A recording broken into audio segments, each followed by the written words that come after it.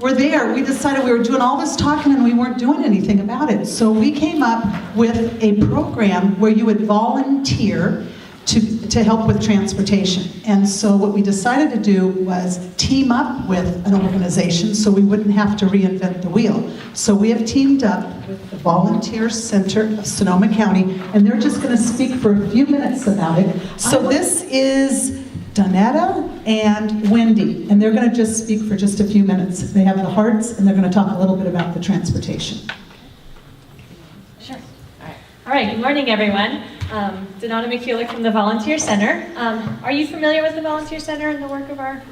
Yay! We actually had a PowerPoint that listed a lot of the different programs that we run, but this time of year it really is all about Secret Santa, and you really do see and hear about our hearts. I know I just heard, I think, on the radio this morning, and you know, it's that time of year. So I did want to just let you know, because this is the brief version, but the Volunteer Center, we've been around for over 40 years. We really do promote volunteering in the community, just with hundreds of different organizations, and there's a lot of different ways to get involved. The two specific that we're going to talk about today do have to do with the Secret Santa program and our Volunteer Wheels program because of the needs that those serve in our community this time of year. The Secret Santa program is huge. We provide over 50,000 gifts in a year. We help get those gifts to the families in need. It's about 16,000 individuals that receive those gifts, and we also receive about 400 letters that come in from people who aren't plugged in with the community programs that we already work with. So it's just a huge, huge program that serves a lot of different people across our community. And when you see the hearts, if you haven't done them before, but basically they say the name of the person, the age, and what they need for a gift.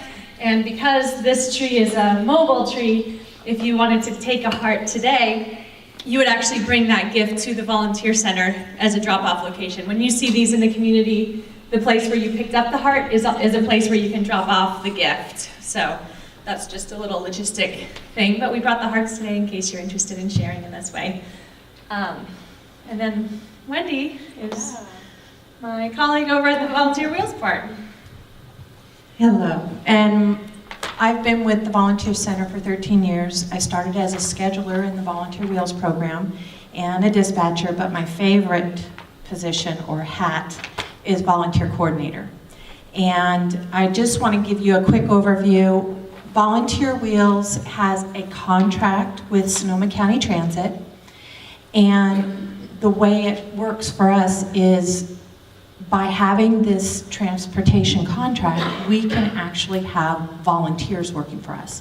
We have paid staff and volunteers. We have paratransit buses, which are kind of small buses, minivans, and sedans.